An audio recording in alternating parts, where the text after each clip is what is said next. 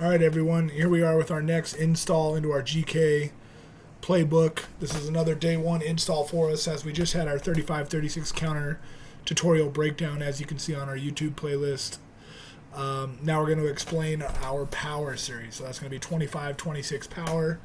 You can also run this out of one back, but it'd be with a quarterback as your tailback, or excuse me, the one carrying the ball.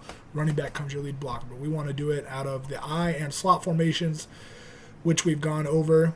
If you need any refresher on that, go to that GK two-back base formation set in order to build in your power and counter series. But as always, we're going to go through this as an I right 26 power. I'm going to explain through it, and then I also have a video clip. Everything we draw up is against our base defense, since that's what we see in practice. And we'll start right to left. So this is an I formation. You can also do it in a slot formation. This is already going to bug me, so I'm going to flip this guy over, because in our I formation, the X and the Z goes to the front side and I. So the Y, as you can see, that's your tight end. Doesn't matter where that defensive end is. A lot of teams, whether youth, middle school, or high school football, they're going to play games with that D end. We're going to arc release a hard outside like we're running a corner route. Similar to the exact same rules as we had on 35-36 counter to the tight end side. Hard release, outside step. Even if the D end's outside, we want to widen that out. Now, so in our counter series, which was 35 and 36, if it's 36 counter, which is an even number going to the right, that left backside guard, which is our left guard, left tackle, are the two pulling. Now we're only going to pull one player, which is going to be our left guard, and he's taking the place of our tackle. Our fullback is going to be our lead blocker and try to kick out this defensive end right here. So that's going to be the guy kind of leading. As you can see, we're kind of going for this guy right here, where we can naturally hit that crease downhill. Same as we talked about on counter. And we use the same terminology, knifing it or getting downfield, plant your foot and go. Footwork on this for tailback is going to be, so if it's 26, we're going to go rock step back with our left, catch that ball, and we're coming downhill to the right. Working right to left, so we have our tight end arc blocking, tackle guard on the front side, or double teaming, or deuce blocking. Potentially, we're trying to get to the backside linebacker. If it was a three front and this D tackle happened to be head up on the nose guard, then that front side guard would come down on that. Tackle would come down on the next guy in his gap, which would be either the D lineman or work to the linebacker. Okay, receivers, you want to work a hard takeoff here. You can if you were in a slot formation, and our Z was on the other side. So if our Z was over here, we could work a screen game or some kind of pass out of it. But by doing that, similar to counter, you move that guy over there. It just kind of messes with the numbers a little bit on this backside. Power is also great to the weak side. I know I have these drawn up towards the tight end, but a lot of times power weak away from the tight end is great, because a strength call is going to go to the defensive left. Here's going to be your B gap player. Here's your A gap player. It's an easier down block for the guard, because we already naturally have an angle and a crease. The tackle would then go on this track right here. So go into that guy right there. So something to look for when you're scouting or designing your plays. Yes, we always think it's predominantly to go to the front side, which is to your tight end strength, but running power and even counter to the backside is what's going to hold those there. And then running your outside plays or your man lead and your gut trap to the front side is kind of the way to kind of counter those two out. You want to get a good pull here. At GK right now, we're really teaching a shuffle pull. So it's going to be too hard, almost a basketball shuffle, not clicking our heels. We're doing that with eyes on our linebacker. And then that way, as soon as he kind of finds a soft spot right there to clear through, he squares up to that linebacker. Fullback, this is a great play to run and attack the upfield shoulder of the D end, which is on this side here. Make them go around you.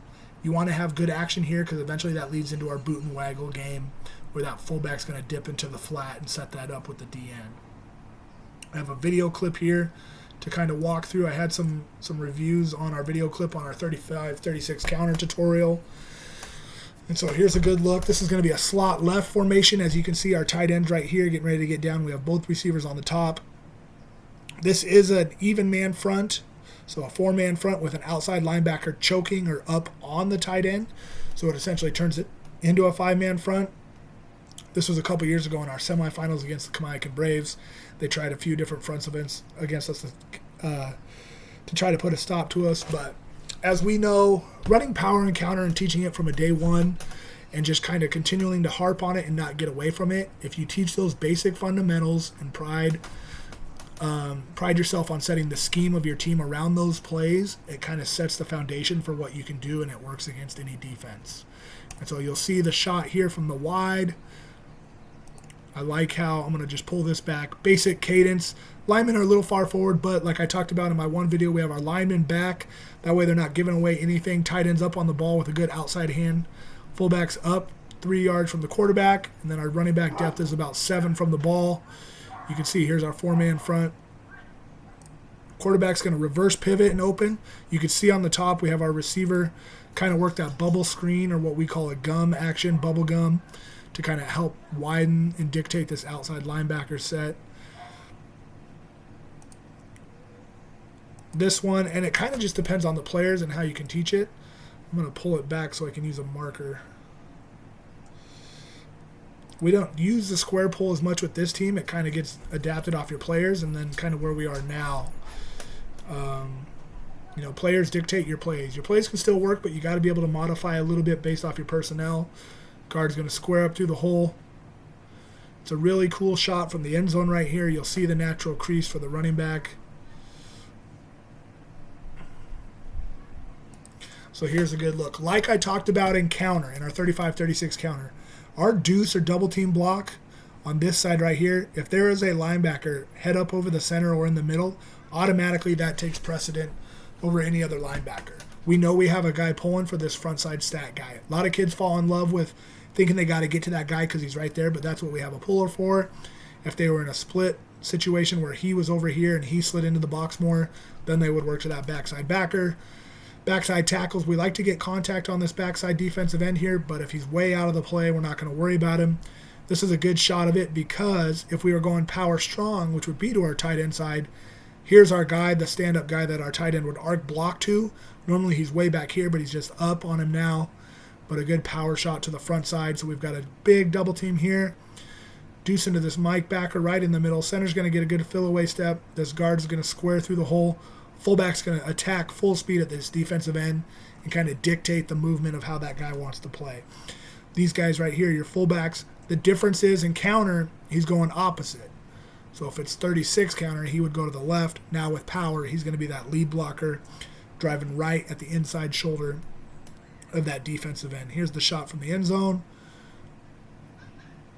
And the rest kind of takes care of itself. I'm going to pull that back again really quick.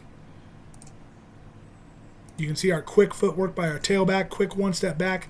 We're downhill. Quarterback is reverse pivoting, show ball. This will set up better. It's the same action when we get to a slot left, boot left, or any of our waggle series, which I'll get to in another video. Right here, tackle's going to step down hard. If there's a threat in the B gap, pinch here, and then climb.